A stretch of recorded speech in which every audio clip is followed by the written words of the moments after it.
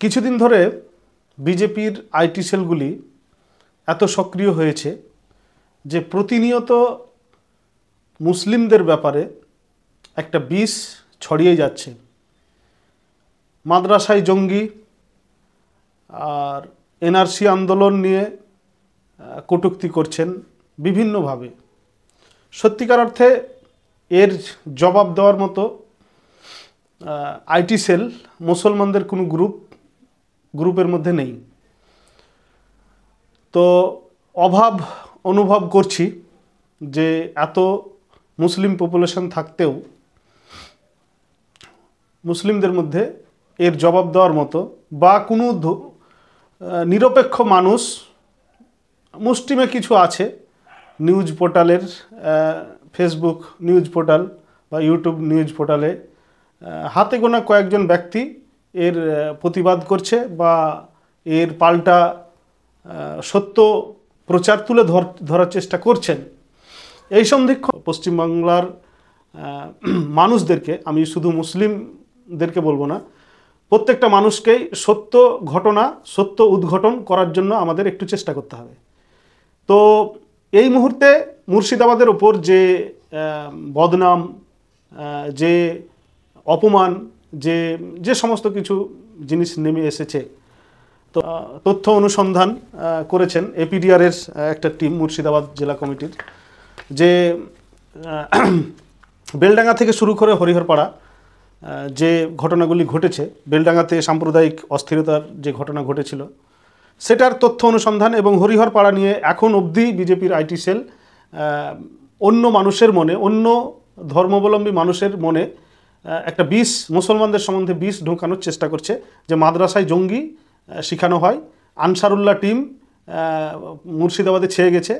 যদিও আমি একজন মুসলমান হিসেবে বলবো যে আনসারুল্লাহ টিম এটা মুসলমানদের চাইতে এই বিজেপির আইটি সেলগুলি বা ওই শুভেন্দু অধিকারী থেকে শুরু করে বিজেপির নেতারা ভালো বুঝেন আনসারুল্লাহ টিমের কাজ কি, এটা কি মুসলমানরা বুঝে বলে আমি জানি না। কিন্তু এপিডিআরের তথ্য অনুসন্ধান যা বলছে এই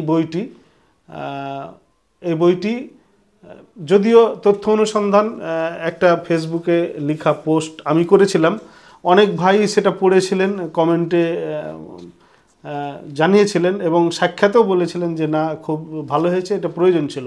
তো যাই হোক, এটা বই আকারে, সেই রিপোর্টটি বই আকারে একদম বিস্তারিত বই আকারে লেখা হয়েছে। বেলডাঙ্গার সাম্প্রদায়িক অস্থিরতার ঘটনা ও হরিহরপাড়ায় আসাম পুলিশের জঙ্গি গ্রেপ্তার, এই বইটি তথ্য অনুসন্ধান, এপিডিআরের তথ্য অনুসন্ধান। আপনারা যারা ভিডিওটি দেখছেন অবশ্যই এই বইটি জঙ্গিপুর বইমেলায় শিশু বুক স্টলে পাওয়া যাচ্ছে, অবশ্যই 10 টাকা দাম দিয়ে সংগ্রহ করবেন। যারা জঙ্গিপুর বইমেলায় যাচ্ছেন অবশ্যই খালি হাতে ফিরে আসবেন না, এই বইটি একটা সংগ্রহ করবেন।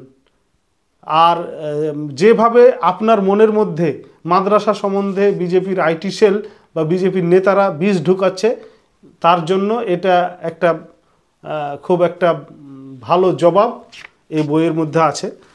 বেশি নয়, হয়তো 1 ঘন্টা পড়লে আপনার বইটি পড়া হয়ে যাবে এবং সঠিক তথ্যটি আপনি পেয়ে যাবেন।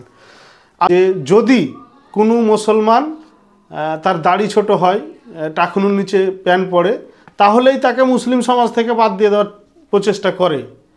তো বিভিন্ন বিতর্ক বা বিভিন্ন ইতিহাসে মিশে গেছে কাজী নজরুল ইসলাম নাকি কালী সাধন বা কালী পূজা বা শ্যামা সঙ্গীত গাওয়ার জন্য কাফের হয়ে গেছেন, এটা বলে তাকে আমরা দূরে সরে ঠেলেছি। এবং এই রকমই মানুষদেরকে, আরও মানুষদেরকে, যেমন একটা উদাহরণস্বরূপ বলা যেতে পারে যে নেতাজি সুভাষচন্দ্র বসু, তিনি কঠোর আরএসএস বিরোধী বা সংঘ বিরোধী, সংঘ পরিবার বিরোধী। একদিকে শ্যামাপ্রসাদ মুখার্জি হিন্দুদের নেতা, মানে উগ্র হিন্দুত্ববাদীদের নেতা, আর একদিকে নেতাজি সুভাষচন্দ্র বসু, দুই পাড়। কিন্তু আজকে নেতাজির জন্মদিন এলে একইভাবে আরএসএস বিজেপিরা তাকে তুলে নিয়েছে, তাদেরই লোক তারা প্রচার করছেন। আজকে ওই রকমই একজন মুসলিম সমাজের একজন বিখ্যাত একজন লেখক কবি, যেই সময়তে মানে মুসলমান সম্প্রদায়ের মধ্যে মানে পিছিয়ে পড়া, যে সময়তে কোনো উন্নয়ন ছিল না মুসলমানদের, অনেক অভাব ছিল, সেই সময়তে কবি নজরুল ইসলাম আবির্ভাব হয়েছিলেন। তো এই নিয়ে অনেক বিতর্ক আছে। তার কবিতা ইসলাম সম্বন্ধে বা ইসলাম ঘেঁষা যে কবিতাগুলো যদি পড়ি তো গা শিহরিয়ে ওঠে।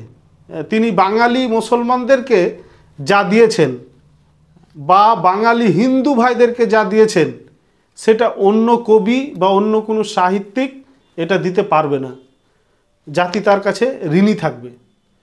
সেই কবি নজরুল ইসলাম সম্বন্ধ নিয়ে যে একটা আমার মনের মধ্যেও আমি গোলাম মুর্তজা সাহেবের ইতিহাস পড়েও আমি কবি নজরুলকে ভাবতে পারিনি যে সে একজন সত্যিকার অর্থে কোন মতদর্শনের কোন ধর্মের লোক।